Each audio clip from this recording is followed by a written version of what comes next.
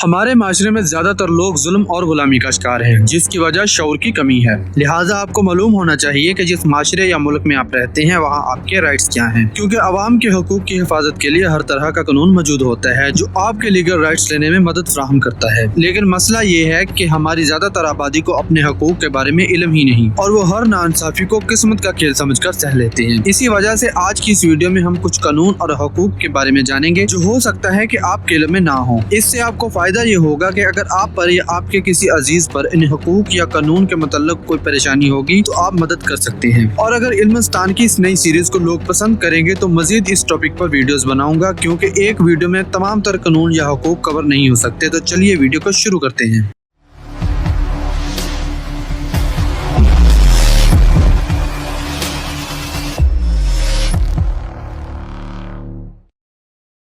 अस्सलाम वालेकुम, उम्मीद है कि आप खैरियत से होंगे।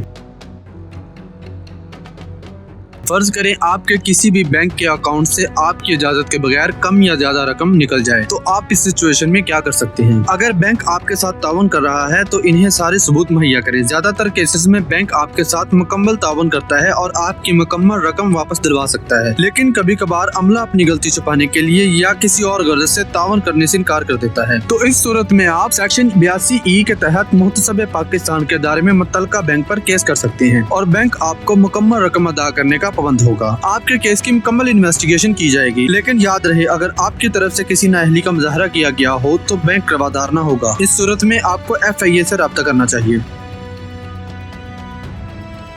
अगर आप या आपके किसी करीबी ने बोर्ड का एग्जाम दिया हो और मैनेजमेंट की तरफ से आपकी आंसर शीट गुम हो जाए, तो चाहे कोई भी बोर्ड हो वो आपको आपके दूसरे पेपरों की बिना पर नंबर देने का पाबंद होगा। इसमें एडमिनिस्ट्रेटिव नेग्लिजेंस को मद्देनजर रखकर मैनेजमेंट की गलती को तस्वर करते हुए इन्वेस्टिगेशन की जाएगी। चेन ऑफ कस्टडी की इन्वेस्टिगेशन करने के बाद स्कैनिंग और रिकॉर्ड लॉग चेक किए जाएंगे और फिर इसके बाद अटेंडेंस और रोल नंबर की वेरिफिकेशन के बाद मार्क्स दे दिए जाएंगे। लेकिन आपने इस मामले में किसी किस्म के प्रेशर में नहीं आना, क्योंकि इसमें सारी गलती मैनेजमेंट की है और आपको इसकी सजा नहीं मिलनी चाहिए। इस सारे वाक़े के दौरान आप किसी वर्बल इंश्योरेंस पर रिलाई न करें, बल्कि सारे सबूत संभाल कर रखें।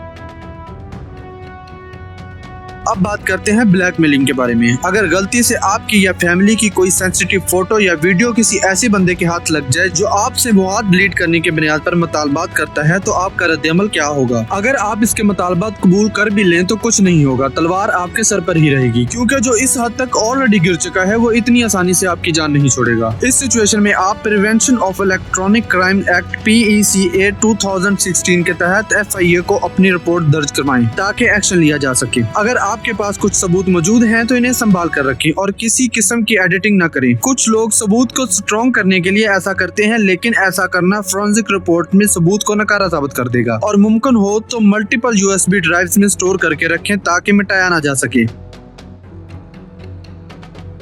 अगर कोई भी पब्लिक सर्वेंट मसलन पुलिस एहलकार आपकी शिकायत दर्ज नहीं करता या फिर मिस यूज ऑफ अथॉरिटी करता है तो इससे सेक्शन 166A PCC की वायलेशन तस्वर किया जाएगा और आप इस पब्लिक सर्वेंट के खिलाफ किसी भी करीबी थाने में FIR रजिस्टर्ड करा सकते हैं। अगर उधर आपकी बात ना सुनी जाए तो आप मुतल्लिका SP या DPO के नाम रिटन रिपोर्ट जमा करवा सकते हैं या फिर आप मजिस्ट्रेट की मदद भी हासिल कर सकते हैं।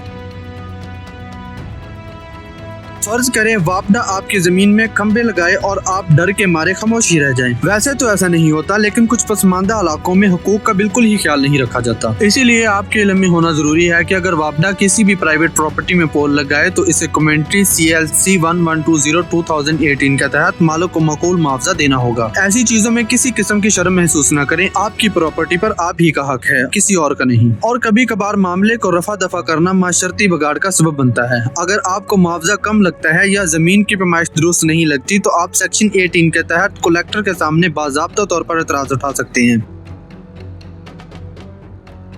कभी कभार ऐसा होता है कि आप किसी सियासी या दीनी मजलिस में बैठे हों और मौलवी या स्पीकर की किसी बात से आप मुत्तफिक नहीं हैं, तो आपको हक है कि उससे सवाल कर सकते हैं और अपनी राय का खुलकर इजहार कर सकते हैं, लेकिन मौलवी या स्पीकर आपको जवाब देने का पाबंद नहीं होता। यहाँ तक कोई मसला नहीं है, असल मसला इसके बाद शुरू होता है। अक्सर पसमानदा इलाकों में जहाँ लोगों को ज्यादा शौर नहीं होता, वहाँ के कुछ लोग उस आबादी को कंट्रोल में रखना चाहते हैं या असल अकायद से मुनहरफ करना चाहते हैं, जिनमें कोई मौलवी या गाँव का लंबरदार वगैरह मुलव्वस हो सकते हैं। ये लोग इस मकसद को बरकरार रखने के लिए बड़ा सख्त किस्म का रवैया अख्तियार करते हैं। अगर कोई इनकी कही गई बात से डिसएग्रीमेंट जाहिर करे या सवाल करे तो जवाब देने की बजाय बुरी तरह बेइज्जत किया जाता है, ताकि अगली बार आप खड़े होने की हिम्मत ही न कर सकें। ऐसी सूरत में आपको यकीनन सिविल डेफेमेशन का केस करना चाहिए, जो आपका हक है। ऐसा करने से आप अगली बार खुलकर सवाल कर सकते हैं। जवाब ना भी आए, आपका सवाल शऊर के लिए काफी होगा। एक और कानून जो अवाम के हक में तो नहीं, लेकिन इसका सही तौर पर मालूम होना आपको कानूनी कार्रवाई से बचा सकता है। हमारे यहाँ गांव देहातों में ज्यादातर लोग ये समझते हैं कि हमने बिजली का मीटर लगवाने के लिए पैसे अदा किए थे, गोया मीटर हमारी मलकियत है। लेकिन जब बिजली के बिल की अदम अदायगी की वजह से कोई मीटर उतारने की गरज से आता है तो ज्यादातर लोग झगड़ा शुरू कर देते हैं, जो कि इनके खिलाफ कानूनी कार्रवाई की वजह बन सकता है। क्योंकि जो पैसे आपने अदा किए थे बिजली का मीटर लगवाने के लिए, वो इसकी कीमत नहीं थी, बल्कि वो तो सिक्योरिटी डिपॉजिट, इंस्टॉलेशन फीस और सर्विस चार्जेस थे जो आपने हुकूमत को अदा किए। और बिजली का मीटर हमेशा इलेक्ट्रिसिटी डिस्ट्रीब्यूशन कंपनी का ही रहेगा, जो कि 3 बिल लगातार अदा ना करने की सूरत में उतारा जा सकता है। कुछ जगहों पर अमीर लोग कोई गरीब सा बंदा देखकर इसको कर्जा देने की ऑफर कर देते हैं, लेकिन लोग वापसी के बारे में सोचे बगैर आते हुए पैसे को रोक नहीं पाते कि कुछ दिन अच्छे गुजर जाएंगे या कोई काम कर लेंगे और फिर वापस कर देंगे। लेकिन चाल ये है कि अगर गरीब आदमी पैसे वापस नहीं कर पाता तो इन फरौनों को मौका मिल जाता है इन्हें जलील करने का, मारने का और जबरदस्ती काम कराने का। इस सूरत हाल में कोई इंसानी हुकूक के तहत मदद भी नहीं कर पाता कि इसने कर्जा देना है। फिर मजीद नाइंसाफी ये होती है कि इस गरीब आदमी से बहुत थोड़ी तनख्वाह पर जबरन मजदूरी कराई जाती है, जो कि सालों तक कर्जा उतारने की मद में जारी रहती है, जो कि सरासर गलत है और नाइंसाफी है। ऐसा करने वाले पर मारने का और जबरन काम कराने का केस किया जा सकता है, जिससे इसे 5 से 10 साल की कैद प्लस जुर्माने की सजा हो सकती है। अगर आप कोई ऐसा केस देखें तो इसको रिपोर्ट जरूर करें। ये मत सोचें कि इसने कर्जा देना है तो मैं मदद क्यों करूं। अगरचे इसने कर्जा देना है फिर भी ये सब अलाउ नहीं। कर्जा लेने वाला कोर्ट जाए, केस करे, कोर्ट फैसला करेगा कि क्या करना है। कोर्ट उसको किस्तें करके दे सकता है या मौके की मुनासबत के हिसाब से कोई और हरबा यूज कर सकता है। ऐसे बहुत से मसाइल हमारे माशरे को दरपेश हैं, जिनके बारे में मजीद वीडियोस बनाएंगे, क्योंकि अपने हक का इल्म होना बहुत जरूरी है, वरना लोग तो जान लेने का बहाना तलाश कर रहे होते हैं। तो मजीद वीडियोस के लिए चैनल को सब्सक्राइब कर लें और कमेंट करके अपनी राय का इजहार जरूर करें। इसी के साथ इजाजत चाहूंगा। फी अमान अल्लाह।